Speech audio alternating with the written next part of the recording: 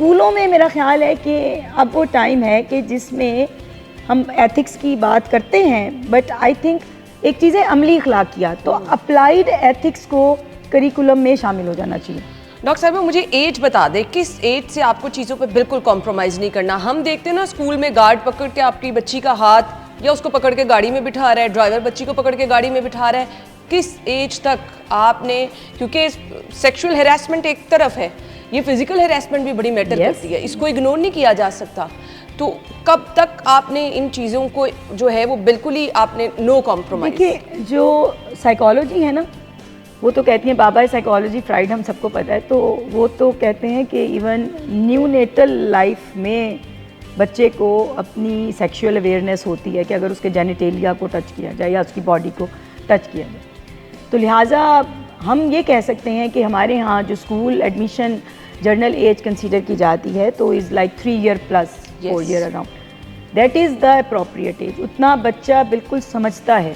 उस बच्चे के लिए माँ बाप को काउंसलिंग करनी चाहिए, टीचर्स को भी इस चीज़ पे काउंसलिंग करनी चाहिए for good touch and bad touch and a safe distance and the manoeuvres के उसको बाकायदा वर्ड्स में जो भी उसकी लैंग्वेज है, नेटिव उर्दू, इंग्लिश, पंजाबी, सराइकी, हमें इसमें बग़ैर किसी झिझक के उसको अल्फाज वो बताने चाहिए कि अगर ये कुछ तुम्हारे साथ होने लगे तो कॉल फॉर हेल्प। तुमने शाउट करना है, तुमने शोर मचाना है, तुमने बुलाना है। जो भी कोई भरोसे के अफराद हैं वो उसको बताए जाएं। 1-2 कॉन्टैक्ट नंबर ज़रूर उसको रटवाए जाएं ताकि उसको याद हों कि वो अपनी टीचर को या स्कूल एडमिन को वो बता सके। और घर में बच्चों की ज़रूर सुने। माँ बाप को मैं ये रिक्वेस्ट करूँगी कि अगर आपका बच्चा बहुत ज़्यादा एजिटेटिव हो गया है या बहुत साइलेंट हो गया है, बहुत खामोश हो गया है या बहुत रिएक्टिव हो गया, या आप उसके कपड़े या जिस्म पे कोई भी ऐसा चीज़ देखते हैं या उसका ओवरऑल बिहेवियर या उसकी भूख में कुछ ऐसा या उसके रवैये में कुछ ऐसी तब्दीली देखते हैं, तो प्लीज़ उसके साथ और क्लोज़ हो के जानने की कोशिश करें कि घर में, घर से बाहर या स्कूल में या इस सारे दौरानिए में कहाँ पे कोई ऐसी उसके साथ हरकत हो रही है कि वो जो आपको शेयर नहीं कर रहा बट शो कर रहा है। इसमें जेंडर की कोई वो नहीं है। yes. बच्चे और बच्चियां दोनों। इसमें क्या सोशल मीडिया को आप ब्लेम करना चाह रही हैं कि ये वजह है? ज़्यादा ब्लेम नहीं है, मेरा ख्याल है टोटल सोसाइटल ट्रेंड है। Easy access to the smartphones, easy access to the internet and then no guidelines.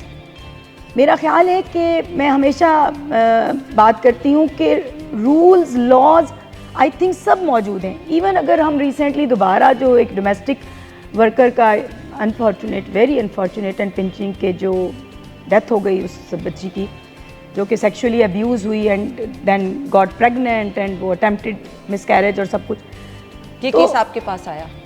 नहीं, ये हमारे पास नहीं आया था, ये आई थिंक LGH में। लेकिन वैसे मैं एक बात कर रही हूँ कि जो रिपोर्ट्स हम continuously one after the other देखते चले जाते हैं, उस कॉन्टेक्स्ट में बात कर रही हूँ। डॉक्टर साहबा माजरत, अगर इसको थोड़ा सा डिटेल में बताएंगी कि ये वाकया क्या था ताकि हमारे देखने वालों को पता चल जाए। मैं क्योंकि फर्स्ट हैंड इन्फॉर्मेशन उस तरह से नहीं है मेरे पास, भी जितनी है वो आप लोगों की वसातत से यानी मीडिया और न्यूज़पेपर की वसातत से है। अगर आपका बच्चा या बच्ची को एजुकेशन में है, कुछ चीज़ों को तो फिर बहुत आपको फोकस करना है, ज़रूरी है। पेरेंट्स के लिए कोई गाइडलाइन? क्लोज टू हार्ट वाले क्वेश्चंस हैं सारे, और मेरा ख्याल है कि माशरे के अवेयरनेस या गाइडेंस के लिए भी ये ज़रूरी है। हमें इस चीज़ को भी 360 पे देखना पड़ेगा कि इसमें ज़रूरत क्या है और इसमें हमारा सोसाइटल और कल्चरल सेटअप किस हद तक परमिट करता है और मज़हब इसमें क्या कहता है, और ग्रेजुअली क्या कहीं ऐसा तो नहीं है कि तरक्की के नाम पे जहाँ पे कुछ चीज़ों को अवॉइड भी किया जा सकता है तो हम नॉर्म में लेना शुरू हो गए हैं। तो इसमें जैसे आपने कहा कि अच्छे स्कूल में जाए और को एजुकेशन हो, मुझे पहले ये बताइए कि कहाँ पे अच्छी एजुकेशन को एजुकेशन के साथ सिनोनिम है?